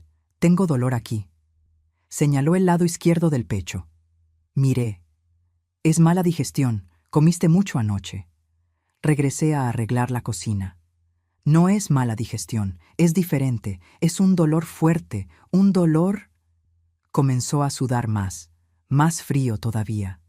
La camisa comenzó a empaparse, la cara más ceniza todavía. ¿Quieres un té de manzanilla?, pregunté. Tranquilo, sin prisa. No quiero té, quiero... Llama a la ambulancia, por favor, creo que es serio. Intentó levantarse para agarrar el teléfono que estaba en la mesita de la sala. Pero las piernas fallaron. Simplemente fallaron. Se doblaron. Y cayó. Cayó de la silla. Pegó de lado en el piso de la cocina. El cuerpo grande haciendo ruido. Ruido alto. Ruido de cosa pesada cayendo. Como olla cayendo. Irónico. Quedó en el piso. Boca arriba. Brazo estirado intentando alcanzar algo. Mano en el pecho, boca abierta intentando jalar aire, ojos abiertos grandes, ojos llenos de miedo, finalmente llenos de miedo, finalmente él sintiendo lo que yo sentí todos esos años. Miedo, desesperación, impotencia. Lupita, por el amor de Dios, ayúdame. La voz saliendo débil, debilita, quebrada. Lo miré sin prisa, sin miedo, sin nada. Sin lástima, sin coraje tampoco, solo vacía, hueca, calma. Jalé su silla, me senté. Agarré el bolillo con mantequilla que acababa de hacer y di la primera mordida. Mastiqué despacio, muy despacio, mirándolo a los ojos. Por primera vez en 47 años, lo miraba a los ojos sin miedo, sin tener que bajar la mirada, sin temblar. Porque ahora, ahí en el piso era chiquito. Más chiquito que yo, más chiquito que todo. Tragué. Tomé un trago de café, café caliente, café bueno. Rodrigo. Mi voz salió tranquila. Tranquila de más, asustadoramente tranquila.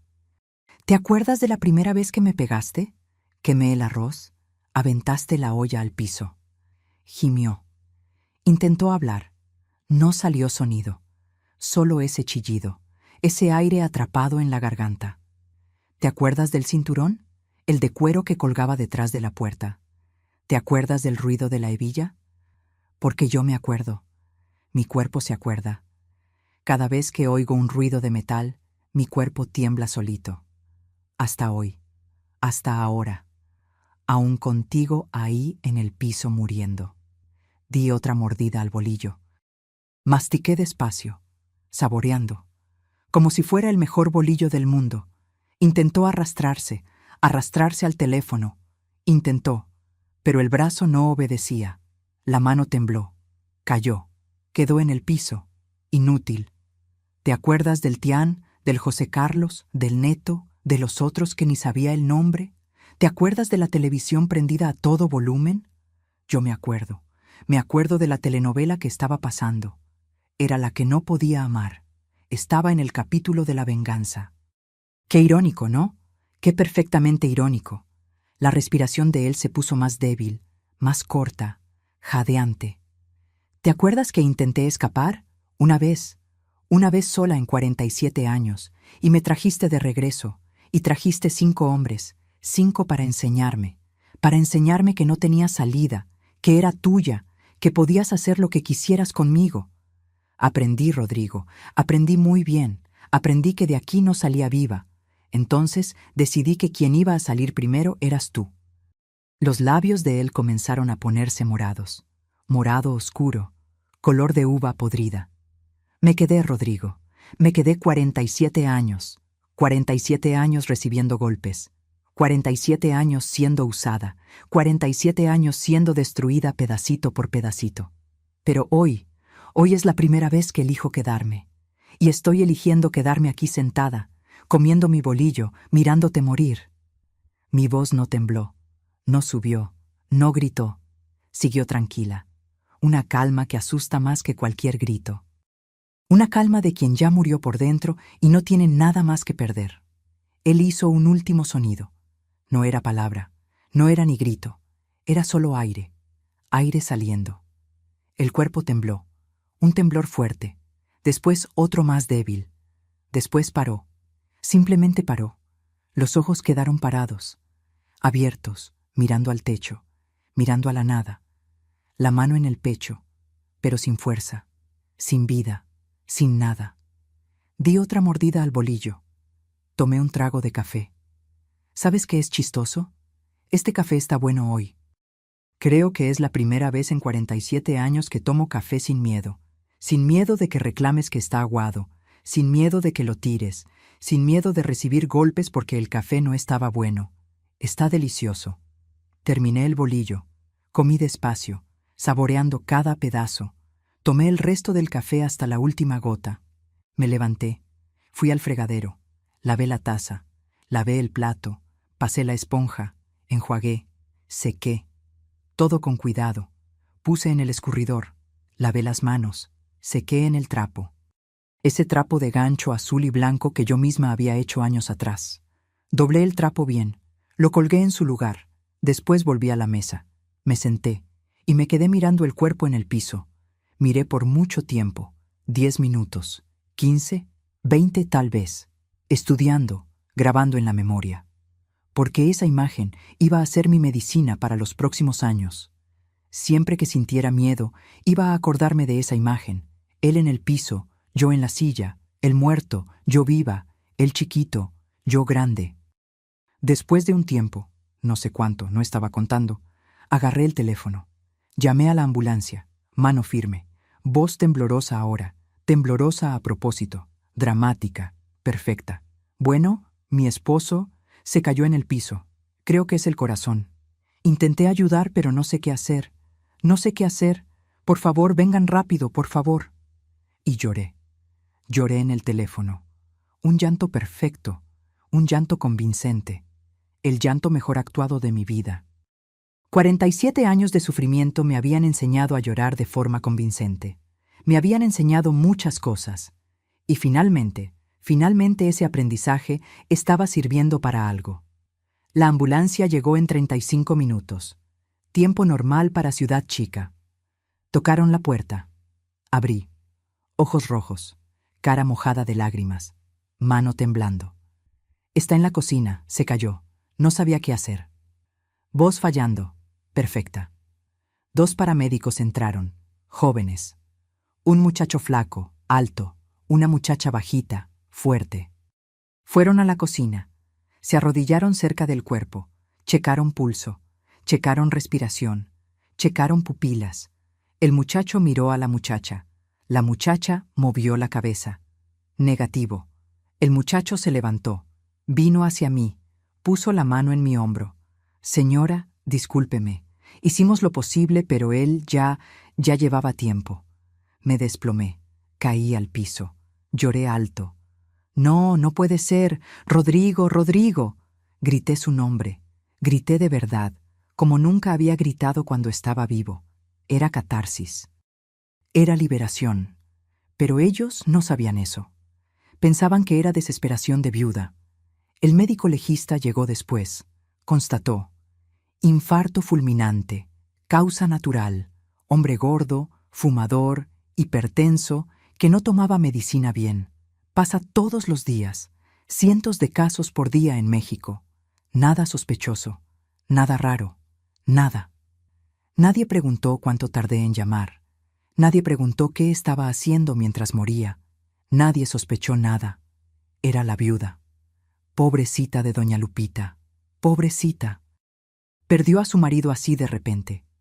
¡Qué tragedia! En el velorio usé negro, vestido negro viejo, pero era lo que tenía. Lloré en los brazos de las vecinas. Lloré de verdad. Incluso, lloraba de alivio, de felicidad, de liberación. Pero ellas pensaban que era de tristeza. Doña Marlene, la misma que oyó los gritos años atrás y no hizo nada, la misma que dijo solo, «Ten cuidado», y se fue, me abrazó y dijo, «Está con Dios ahora, en paz». Casi me río. Casi pensé, si Dios es justo, no está en paz. Está muy lejos de la paz. Pero no hablé, solo moví la cabeza. Tragué la risa como tragué toda la vida entera. Los hijos vinieron, Carlos de Guadalajara, José de Ciudad de México. Llegaron el día del velorio, en carro, carros bonitos, ropa buena, reloj caro, vida buena. No abrazaron a su mamá, no preguntaron cómo estaba, no dijeron, lo sentimos. Fueron directo a saludar a los amigos del papá. Qué pérdida, ¿no? Hombre trabajador, honesto, padre maravilloso. Padre maravilloso, oí de lejos. Sentí ganas de gritar. ¿Maravilloso? ¿Saben lo que hacía? ¿Lo vieron? ¿Saben? Pero no grité. Me quedé callada, siempre callada. Al día siguiente, después del entierro, los dos vinieron a hablar conmigo. Se sentaron en la sala, serios, preocupados. «Mamá, necesitamos arreglar el inventario». ¿Inventario? Ni esperaron que el cuerpo se enfriara, ni esperaron que la mamá dejara de llorar. Ya querían el dinero, la casa, el carro, la tienda, la cuenta del banco. Necesitamos ver cuánto hay. Necesitamos dividir. Carlos hablando, José asintiendo con la cabeza. Los miré de verdad. Vi a Rodrigo en los ojos de ellos. La misma mirada, la misma frialdad, la misma falta de corazón. No eran hijos míos, eran hijos de él, solo de él. No van a recibir nada, dije. Tranquila, firme. ¿Cómo que no vamos a recibir nada? Tenemos derecho. Carlos levantó la voz. ¿Derecho? ¿Tienen derecho? ¿Dónde estaban cuando necesitaba? ¿Dónde estaban cuando me pegaba? ¿Cuando lloraba? ¿Cuando suplicaba ayuda? Ustedes vieron, ustedes sabían, y no hicieron nada. Nada. Carlos me llamaba burra. José decía que yo provocaba. Son iguales a él. No van a recibir nada. No puede hacer eso. Es ilegal. José también de pie ahora. Puedo y voy a hacerlo. La casa está a mi nombre. La tienda la voy a vender. El dinero de la cuenta es mío. Ustedes no me dieron nada en 47 años. Ni una llamada, ni una visita. ¿Ahora quieren herencia? Carlos dio un paso al frente. Levantó la mano. Ese gesto que conocía tan bien. El gesto que el papá hacía. La mano levantada. La amenaza. Lo miré con la misma calma que miré a Rodrigo en el piso de la cocina. Dije bajito, pero firme. Baja esa mano. Si me tocas un dedo, juro por Dios que la historia se repite. Vas a ir al piso como fue tu papá, y yo me voy a sentar y comer mi bolillo de nuevo. Solo que esta vez no espero ni 5 minutos para llamar a la ambulancia. Esta vez ni llamo. ¿Entendido? Bajó la mano despacio. José lo miró. Los dos me miraron. Por primera vez en la vida me vieron de verdad. No a la mujer débil, sumisa, golpeada. Vieron otra cosa, algo que asustó, algo que los hizo retroceder. Se fueron, sin herencia, sin despedida. Se subieron al carro, desaparecieron, nunca más volvieron. Llaman en Navidad, todos los años. Yo no contesto. Dejo que suene, cuelgo, bloqueo. Mejor así, mejor sola que con compañía que recuerda dolor. El Tiana apareció en el velorio también. Se quedó atrás, cabeza agachada, sombrero en la mano, intentando parecer respetuoso. A la hora de irse, pasó cerca de mí. Iba a decir algo. Lo miré. Lo miré con esa mirada nueva, esa mirada que había aprendido a tener. Y dije solo para que él oyera. Bajito, bien cerca. Si vuelves a pisar esta calle, lo que le hice a Rodrigo va a parecer caridad comparado con lo que te voy a hacer a ti. El Tian se puso blanco. Blanco, como fantasma. Se volteó. Salió casi corriendo. Nunca más apareció. Nunca más. Hoy, 6 años después de ese sábado de junio, vivo sola en esta misma casita, en la misma calle de tierra, en la misma cocina donde todo pasó. Algunas personas lo encuentran raro. Lupita, ¿por qué no te cambias? ¿Por qué no vendes y te vas a otro lugar? ¿No es feo quedarte aquí donde pasó todo? Explico. Porque ahora esta casa es mía, de la manera que siempre debió ser. Mía de verdad. Sin él, sin miedo, sin nada que me amarre. Todos los días despierto a las 5:30 de la mañana. Lo primero que hago es abrir la ventana. Esa ventana de la cocina que ya no tiene rejas. Lo primero que hice cuando quedé viuda fue arrancar esas rejas. Las arranqué con desarmador, con martillo, con coraje y felicidad mezcladas. Tardé 3 horas. La mano quedó toda lastimada. Pero no paré hasta quitar la última reja. La vecina lo encontró raro. Doña Lupita, pero sin rejas es peligroso. ¿Y si entra un ladrón? Me reí de verdad. Marlene, rejas son para preso. Yo pasé 47 años presa. Ahora quiero libertad. Si entra ladrón, que entre. No hay nada aquí que valga más que mi libertad. No entendió. Ni necesitaba. Movió la cabeza. Se fue. Debe haber pensado que me volví loca de tanto sufrir. Tal vez me volví. Pero loca libre es mejor que cuerda presa. Después de abrir la ventana, hago mi café. Café fuerte, bien dulce, con 3 cucharadas de azúcar, como siempre me gustó. Pero nunca pude hacer porque él lo encontraba demasiado dulce. Caliento los bolillos, pongo mantequilla, mantequilla de verdad, no margarina.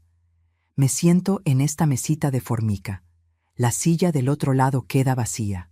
Miro la silla vacía todas las mañanas, no con nostalgia, con satisfacción, con victoria, con felicidad, porque vacía es mejor que ocupada por él, mucho mejor.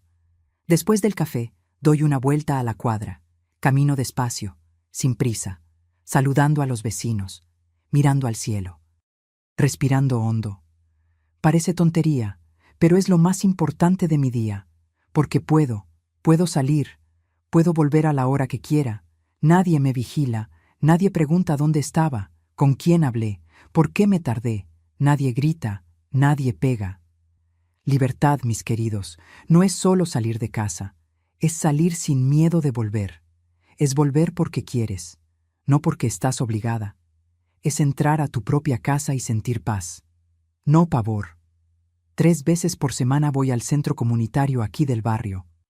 Hay un grupo de manualidades que se reúne martes y jueves de mañana, y viernes de tarde. Hacemos tapetes de retazos, trapos de cocina bordados, esas cosas. Aprendí a bordar después de vieja, después de libre. Antes no tenía tiempo, no tenía permiso, no tenía derecho de hacer nada que me diera placer. Ahora tengo los dos, tiempo y permiso, y hago lo que quiero. En el grupo está doña Edinalba, que perdió al esposo también. Pero el esposo de ella era bueno. Llora de nostalgia. La Teresita, que nunca se casó, dice que prefirió quedarse sola a casarse con cualquiera.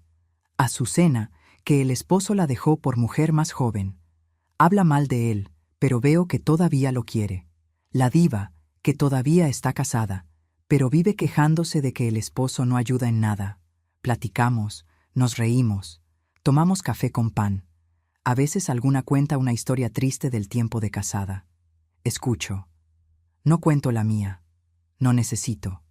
Me miran y ven una viejita tranquila haciendo gancho. No necesitan saber que por dentro soy sobreviviente de guerra. No necesitan saber de la batalla que peleé. No necesitan saber del cuerpo que quedó en el piso de la cocina. Mejor así. Mejor guardar algunos secretos. De tarde, cuando no voy al grupo, me quedo aquí en casa.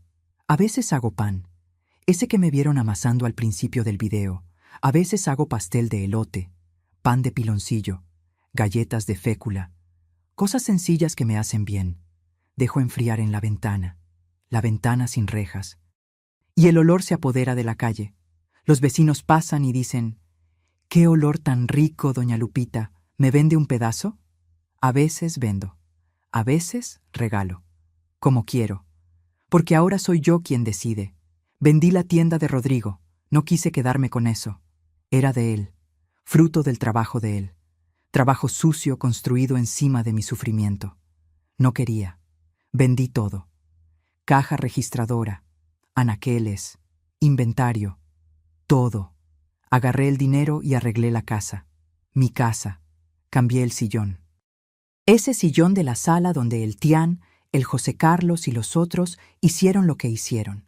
Lo arrastré al patio y lo quemé. Con gusto, con gasolina y cerillo. Me senté en una silla y me quedé mirándolo quemar. Las llamas subiendo, la tela derritiéndose, la espuma volviéndose ceniza. Catarsis. Compré un sillón nuevo, azul clarito, color de cielo, porque azul me calma, porque azul es color de libertad, de cielo abierto, de horizonte. Pinté las paredes de amarillo, amarillo clarito, color de sol, color de girasol, porque amarillo es color de alegría. Y quería alegría, quería luz, mucha luz. Durante 47 años viví en la oscuridad. Ahora quiero todo claro. Quité el cinturón de detrás de la puerta, ese cinturón de cuero que me atormentó por décadas, que me hizo temblar solo de oír el ruido de la hebilla. Lo quité, lo llevé al patio y lo quemé también, junto con el sillón.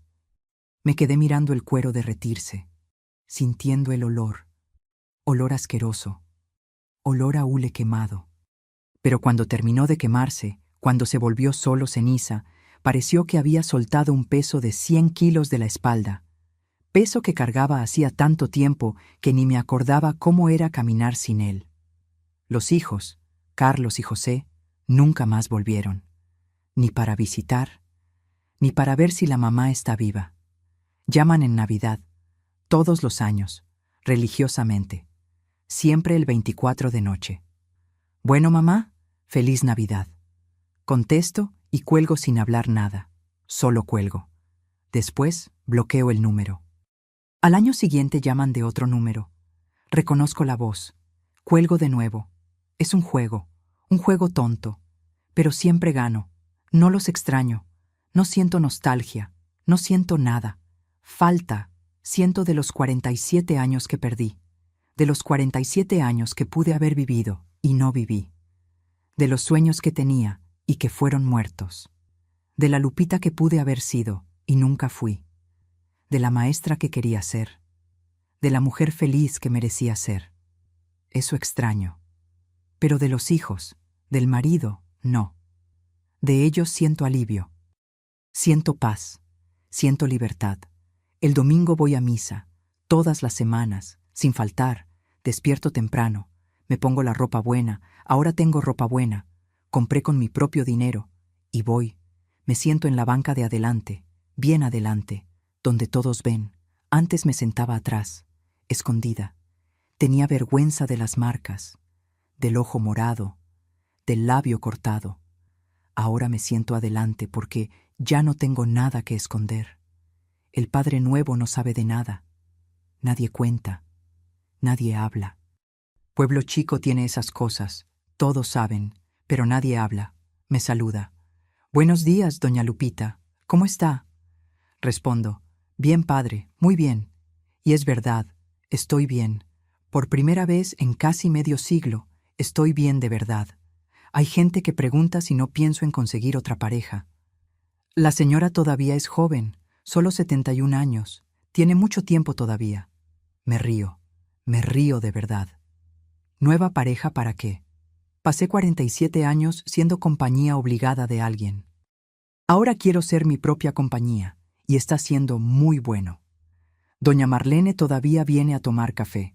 A veces platicamos poco. Ella sabe que yo sé que ella sabía, y ella sabe que nunca la voy a perdonar por no haber hecho nada. Pero tomamos café, educadas, civilizadas, fingiendo que todo está bien. Una vez preguntó, «Lupita, ¿no lo extrañas?» Tomé un trago de café. Miré la silla vacía. Pensé. Respondí, «Marlene, lo único que extraño son los 47 años que perdí. Años que pude haber vivido de verdad. A él no lo extraño. Siento alivio, siento paz, siento que finalmente puedo respirar». No preguntó más nada. Terminó el café. Se fue. Nunca más tocó el tema. Todas las mañanas, cuando me siento en esta mesa y miro la silla vacía, agradezco. Agradezco por haber sobrevivido. Agradezco por haber tenido paciencia. Agradezco por haber esperado. Porque pude haber desistido. Pensé en desistir tantas veces. Pensé en acabar con todo. Había cuchillo en la cocina. Había medicina en el gabinete. Había río cerca de casa. Había 1000 maneras de acabar con aquello. Pero no terminé. Aguanté. Esperé. Y ahora estoy aquí. Viva. Libre. En paz. Y cuando alguien pregunta, y hay gente que pregunta cuando toma de más, cuando se pone valiente, si me arrepiento, respondo siempre lo mismo. No me arrepiento. No me arrepiento de haberlo dejado morir en el piso. No me arrepiento de haber comido mi bolillo mirándolo. Solo lamento una cosa, no haber comido más despacio. Para que me viera masticando por más tiempo. Para que entendiera mejor quién estaba en control en esos últimos minutos de su vida. Porque por primera vez, por primera y última vez, quien estaba en control era yo. Mis queridos, mis queridas, si llegaron hasta aquí, hasta el final de mi historia, les agradezco de corazón. Sé que no fue fácil escuchar, tampoco fue fácil contar, pero necesitaba ser dicho. Hay gente que me va a juzgar, va a decir que lo maté, que soy asesina, que debí haber llamado a la ambulancia de inmediato, que debí haber intentado salvarlo, que juzguen. Ya fui juzgada toda la vida, juzgada como esposa mala, como madre mala, como mujer provocadora. Ahora me van a juzgar como asesina. Da lo mismo. El juicio de otros ya no me asusta. Porque quien pasó 47 años en el infierno no tiene miedo de opinión ajena. Pero quiero decir algo. Algo importante para quien está escuchando y está pasando por algo parecido. Para quien está atrapada en una casa. Atrapada en un matrimonio. Atrapada en una vida que no es vida. No mereces recibir golpes. No importa lo que hiciste. No importa si quemaste el arroz, si olvidaste lavar los trastes, si respondiste, si miraste mal, si respiraste mal. Nada justifica nada. Golpear a una mujer no es cosa de hombre nervioso. No es cosa de hombre estresado. Es cosa de cobarde. Es cosa de criminal. Y no tienes que aguantar. No tienes que aceptar. No tienes que normalizar. Si estás escuchando esto y tienes miedo de salir porque él dijo que te matas y te vas, ya te está matando todos los días, poquito a poco, matando tu alma, tu dignidad, tus ganas de vivir. Entonces sal, corre, vete a casa de tu mamá, de tu amiga, de la iglesia, del refugio, del ministerio público. Vete a cualquier lugar, pero vete, porque quedarte es morir despacio. Y mereces vivir. Si estás escuchando esto y piensas que no tienes fuerzas para salir, sí tienes. Tienes más fuerza de la que imaginas, porque si estás viva después de todo lo que ya te hizo, eres fuerte, muy fuerte, demasiado fuerte. Usa esa fuerza para salir, no para aguantar. Si estás escuchando esto y piensas que nadie te va a creer, hay gente que cree. Hay ministerio público, hay refugios. Hay gente especializada en ayudar. Busca, llama, pide auxilio. No te quedes sola con esto. Y si eres una persona que ve esto pasando con una vecina, con una amiga, con una conocida, haz algo. No finjas que no ves. No voltees. No digas solo ten cuidado. Ofrece ayuda. Llama a la policía. Da refugio. Sé la persona que doña Marlene no fue para mí. Sé la persona que necesitaba y no tuve. Porque omisión también mata. Silencio también mata. Cuento mi historia no para que sientan lástima de mí. Lástima no quiero. La cuento para mostrar que hay salida, que ninguna mujer necesita aceptar ser maltratada, que podemos sobrevivir, que podemos recomenzar incluso después de décadas. Incluso después de pensar que ya no hay remedio. Hay, siempre hay. Mi dolor se volvió mi misión ahora. Misión de decir, no aceptes, no normalices, no te quedes. Porque la vida es demasiado corta para vivirla con miedo. Y tú, sí, tú que me estás escuchando, mereces ser feliz, mereces paz, mereces amor de verdad, amor que no lastima, amor que no humilla, amor que no destruye. Y si ya saliste, si ya te liberaste, quiero que sepas, eres guerrera, eres sobreviviente, eres heroína. Y estoy orgullosa de ti, aunque no te conozca. Estoy orgullosa porque sé lo difícil que fue. Sé lo que costó. Sé que tuviste que juntar valor de lugares que ni sabías que existían dentro de ti. Y lo lograste. Lo lograste. Y ahora eres libre. Como yo. La libertad, mis queridos, tiene sabor dulce. Tiene sabor a café caliente tomado sin miedo. Tiene sabor a bolillo fresco comido despacio. Tiene sabor a mañana. De sol mirando por la ventana sin rejas. Tiene sabor a noche dormida en paz. Y no hay precio que pague eso. No hay. Entonces, mis queridos, mis queridas, voy a hacerles un pedido final. Si les gustó este video, si les tocó el corazón de alguna manera, si los hizo pensar, si los hizo querer ayudar a alguien, necesito que hagan 3 cosas. Ahora. No después. Ahora. Primero, denle clic a ese botoncito rojo de suscribirse y a la campanita. Porque voy a seguir contando historias. Historias que necesitan ser escuchadas. Historias que pueden salvar vidas. Y necesitan estar aquí para escuchar. Segundo, dejen su like en este video. Porque cuanta más gente dé like, más gente va a mostrar YouTube este video. Y cuanta más gente lo vea, más gente se va a concientizar. Más gente va a ayudar. Más gente se va a salvar. Tercero, escriban una palabra en los comentarios. Solo una palabra. La palabra felicidad. Mucha gente venciendo. Mucha gente libre. Háganlo ahora. No esperen ni un minuto más. Porque puede ser que haya una mujer viendo este video ahora que está pensando en desistir. Y cuando vea la sección de comentarios llena de felicidad, va a entender que ella también puede. Que ella también va a lograrlo, que no está sola. Entonces, háganlo por ella, háganlo por mí, háganlo por todas las mujeres que no tuvieron la oportunidad que tuve, que no sobrevivieron, que murieron en manos de marido, novio, pareja, háganlo por ellas. Esto no es entretenimiento, mis queridos. Esto no es telenovela, no es película, es vida real, es concientización, es prevención, es alerta, es grito de auxilio y grito de victoria al mismo tiempo. Si una persona reconoce las señales por mi relato, si una persona sale de una situación así, por esta historia, ya valió. Valió cada lágrima que derramé contando, valió cada recuerdo doloroso que tuve que revivir. Valió todo. Esta historia es dura, lo sé, es pesada, es difícil de digerir.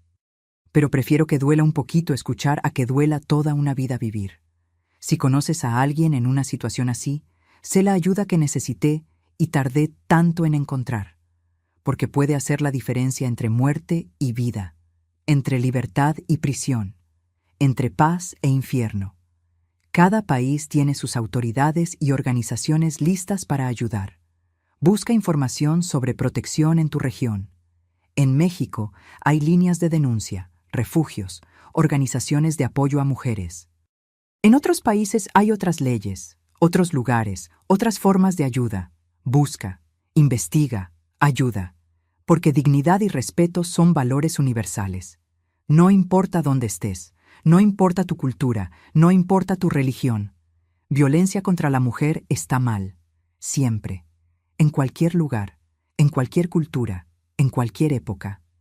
Extiende tu mano, sé parte de la solución. Juntos, como comunidad global, podemos hacer la diferencia. Podemos salvar vidas, podemos liberar mujeres. Podemos cambiar el mundo.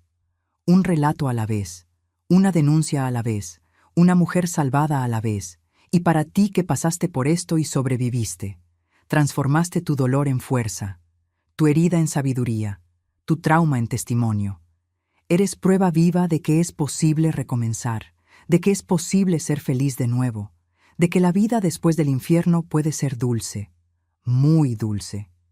Yo hoy, con 71 años, soy más feliz de lo que nunca fui, más feliz de lo que fui en la adolescencia, más feliz de lo que fui en la juventud, porque ahora soy libre, libre de verdad, libre del miedo, libre del dolor, libre del pasado, y libertad, mis queridos, no tiene precio, no tiene comparación, no tiene igual. Entonces, gracias, gracias por escucharme, gracias por llegar hasta aquí, gracias por importarles. Y recuerden, suscríbanse al canal Memorias de las Abuelas, dejen su like y escriban felicidad en los comentarios. Ahora, no lo olviden, un beso en el corazón de cada uno. Y que Dios los bendiga, y que Dios proteja a todas las mujeres que todavía están luchando, que les dé fuerza, que les dé valor, que les dé salida, porque todos merecemos paz, todos merecemos amor, todos merecemos vivir sin miedo. Hasta el próximo video, mis queridos. Y recuerden, son más fuertes de lo que imaginan, y merecen ser felices.